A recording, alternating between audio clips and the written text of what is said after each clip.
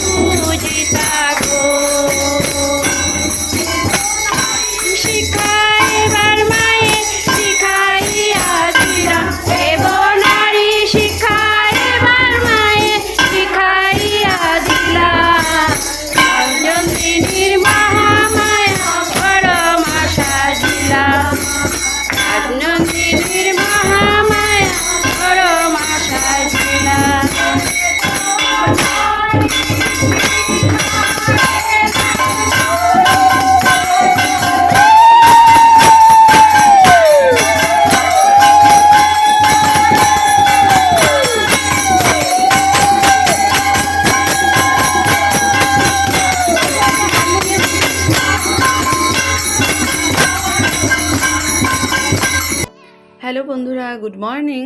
তো দেখো আমি ঠাকুরের কাপড় ধুয়ে মেলে দিয়েছি, অম্বুবচী ছেড়েছে, ঠাকুরের আসনটা পরিষ্কার করলাম, আর সাথে আগেরও মানে উঠানো ছিল কাপড়, যেগুলো আমি সময় মতো ধুয়ে দিতে পারিনি, সময়ও হচ্ছিল না। তো আজকে তো আমার এক্সাম ডিউটি নেই, ভাবলাম যে না আজকেই সময়, আর এত সুন্দর রোদ দিয়েছে, তো তাই আমি আজকে সবগুলো তারই ঠাকুরের কাপড় মেলে দিয়েছি, যে খুব তাড়াতাড়ি শুকিয়ে যাবে।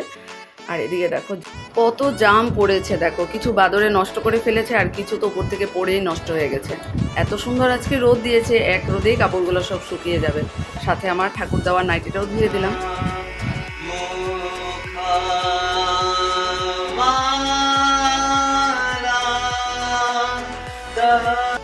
বন্দনা বৌদিও আজকে ঠাকুরের আসনে কাপড় ধুয়ে মেলে দিয়েছে, আর সত্যি এত সুন্দর রোদ দিয়েছে।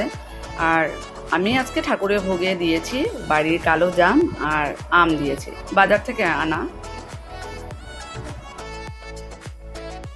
তো তারপর এই যে ব্রেকফাস্টটা রেডি করছি। ব্রেকফাস্ট হাতে নিলাম, রুটি, বাঁধাকপি তরকারি আর আচার, বড়ই আচার নিয়েছি।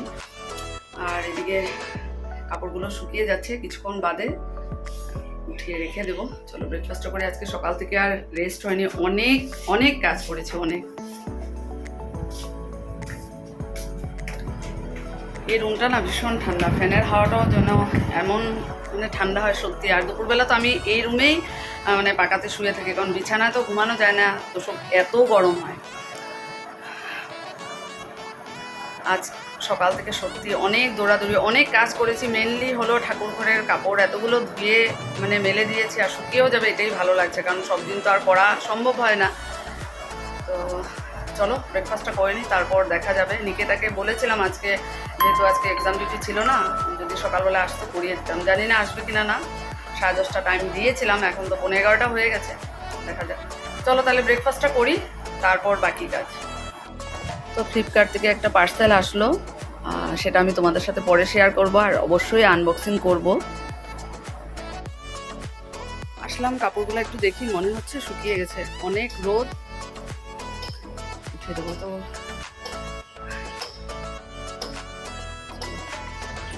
অনেক কাপড় আজকে কেচেছি, অনেক।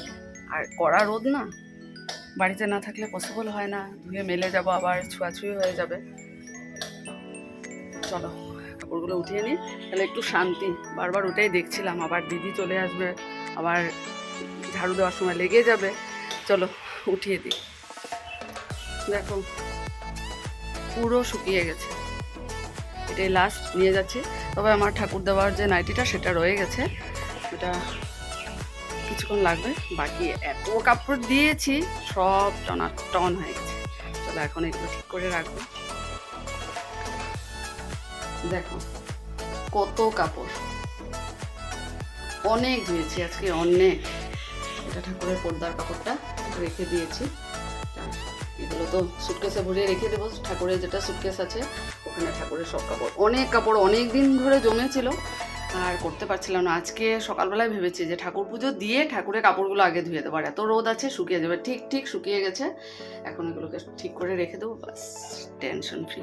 চলো দেখো মানে পুরো ঘেমে গেছি ঠাকুরের কাপড়গুলো উঠাতে এত রোদের হিট। চলো এই দেখো, এটা হলো আমার ঠাকুরের কাপড় রাখার সুটকেস। এই দেখো, যে এখানে কাপড়গুলো এখানে রাখবো। এটা অনেক বছর ধরে এখানেই রাখি আমি ধোয়া কাপড়গুলো। ভাতের সিটি পড়ে গেছে। এখানে তেল দেখো গরম হয়ে গেছে, সাদা তেল। আর ভাজবো পটল, আর এখানে আলু চাকচাক। এটারও রেডি করা হয়ে গেছে। আর এখানে স্যালাড কেটে রেডি করে রেখেছি, শুধু নুন দেওয়া বাকি। আর বৌদি থেকে ঠান্ডা জল নিয়ে নিলাম। আরও ভর্তি করে রেখেছি, ডাইনিং টেবিলে নিয়ে রেখে দিয়েছি।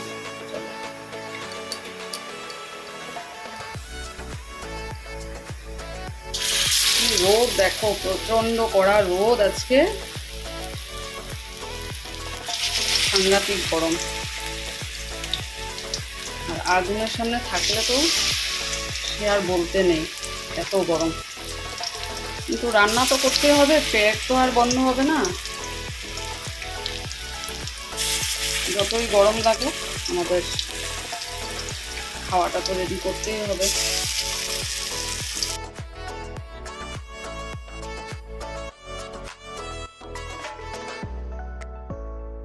তো বন্ধুরা, আমি খেতে বসে গেছি। কেন বলো তো, আজকে সবাইকে ছেড়ে আজকে যাবো মাতৃসম্মানে, ওই পারে শিশুর বাড়িতে যাবো সবাই মিলে একসাথে। 4টা থেকে মাতৃসম্মান, 3:30টার সময় বেরোবো।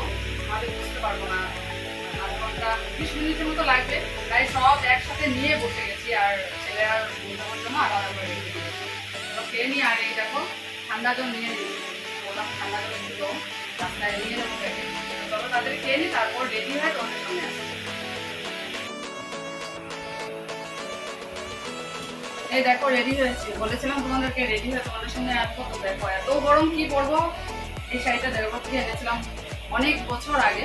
ভাবলাম গরমের মধ্যে এই শাড়িটা পরে আরাম পাবো। এটাও দেখো, জানি না মানে কেমন হয়েছে, বেশি আর দেখিনি। আর এই আজকে তো লক্ষ্মীবার, পানটা নিলাম আর এটা নিয়ে নিচ্ছি, মাম্পিওদেরকে দিয়ে দেবো। কারণ আমি তো এত পান খাই না, জাস্ট একটু ঠাকুরের পান তো খেতে হয়। চলো তোমরা জানিও তো কেমন লাগছে। অনেকদিন পর মানে এই ব্লাউজটাও পরলাম, যেটা মাম্পিদের থেকে নেওয়া হয়েছিল। যাবো, এখন টমটম এসে দাঁড়িয়েছে, মাম্পিওরাও দেখতে উঠবে। চলো সঙ্গে থাকো, তোমরাও দেখো। এটার মধ্যে নিলাম পানটা। দেখো কি রোদ। মাম্পি ফোন করছে, চলো। তো টমটমে বসে পড়েছি, আমরা 4জনই যাচ্ছি, বড় বৌদি, আমি, লক্ষ্মী বৌদি আর আমাদের মাম্পি। প্রচণ্ড রোদ, প্রচণ্ড গরম, তবুও ঠাকুরের ওখানে যাচ্ছি। মাতৃসম্মেলনে ভীষণ আনন্দ হচ্ছে। আর খুব কথা বলে বলে সবাই ঠাকুরের কথা বলতে বলতেই আমরা এই দেখো ব্রিজ পার হচ্ছি। কি সুন্দর আকাশটা লাগছে না। তো ফাইনালি পৌঁছে গেলাম আমরা রীতা মায়ের বাড়িতে। তো কথা বলতে বলতে আমরা বাড়িতে ঢুকছি, আর সেটাই বলছি, দেখো গরমের মধ্যে হলেও ঠাকুরের প্রতি টান থাকলে না কিছুই মনে হয় গরম আর লাগে না। তো যাক, ওখানে পৌঁছে দেখেছি আমরা কুটনির মারা অনেক আগেই চলে এসেছে। খুব সুন্দর করে ঠাকুরের আসন সাজিয়েছে। আর অ্যাকচুয়ালি রীতা পাল মায়ের ছেলে হায়ার সেকেন্ডারিতে খুব ভালো রেজাল্ট করেছে, কলকাতায় অ্যাডমিশন হবে, যার জন্যই আজকে মাতৃসম্মেলন দেওয়া।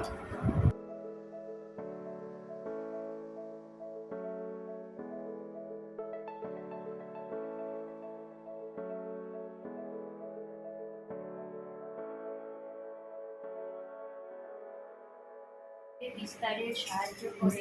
তাই জ্ঞান বিমান, জ্ঞানের যত অন্তরায়, আর কোনো রিপু তত নয়। যদি শিক্ষা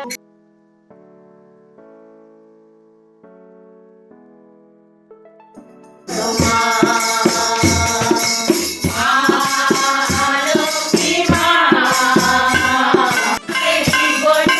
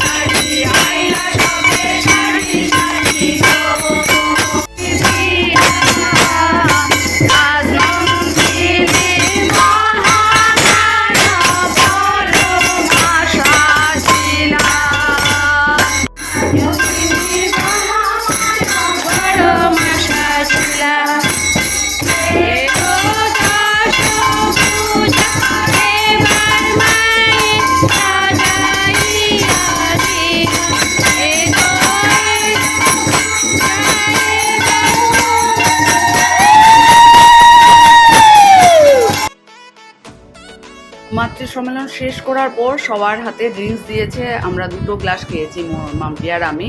আর তারপর এখানে প্রসাদ দিয়েছে খিচুড়ি, কাঁঠালের তরকারি, কাঁঠালের বড়া, সত্যি খুব ভালো হয়েছে। এত ওদের বাড়ির ক্যাটটা দেখো কি কিউট না, আমি ফার্স্ট টাইমে এমন দেখলাম। সিঁদুরে কোটা পান আর দিল, বাড়ির জন্য একটু প্রসাদ দিয়ে দিল, ভোগের প্রসাদ। তো আমরা রওনা হচ্ছি, তখন বাজে প্রায় ঘড়িতে 7টাই বেজে গেছে। তো গরম দিনের বেলা তো, সন্ধ্যা তো দেরি করেই হয়। পৌঁছে গেলাম বাড়ি, এই মাত্র বাড়ি আসলাম। একটু প্রসাদ দিয়ে দিয়েছে, ভোগের প্রসাদ এনেছি ছেলের জন্য আর বরের জন্য।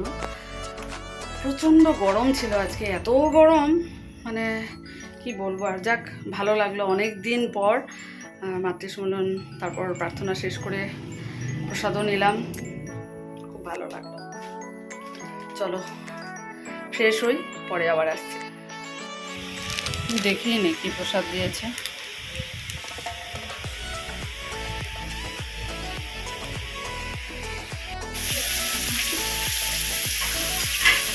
হলো কাঁচা মুগ ডাল। না, আজকে হলো বৃহস্পতিবার, বৃহস্পতিবারে তো মুগ ডাল ভাজে না, আর এই গরমের মধ্যে কাঁচা মুগ ডাল ভালো, খাওয়াটা ভালো।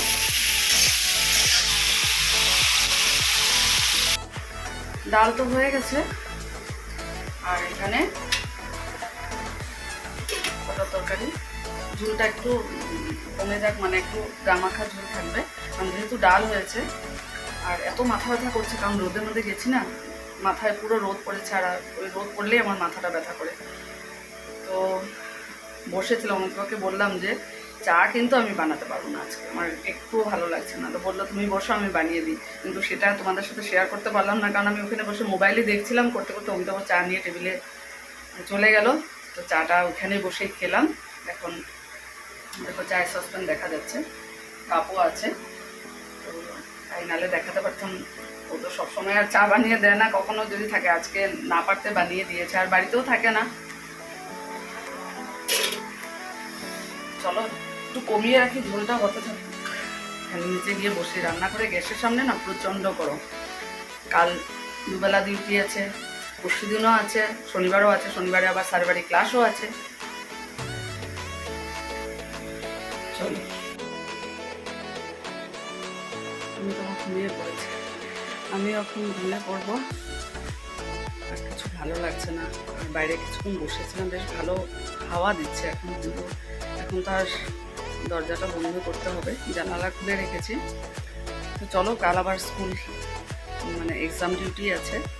সারাদিন আজকে বেশ ভালোই কাটালাম, অনেক কাজ হলো, যেটা অনেক বড় কাজ, যেটা ঠাকুরের আসনে কাপড়টা ধুয়েছি, এটা আমার ভালো লাগছে। তার মধ্যে আজকে মাতৃ সম্মেলনটা যেতে পেরেছি, স্কুল থাকলে তো যাওয়া হয় না, বাড়িতে ছিলাম বলে তাড়াহুড়ো করে, যাই হোক তাড়াতাড়ি করে খেয়ে বেরিয়েছি।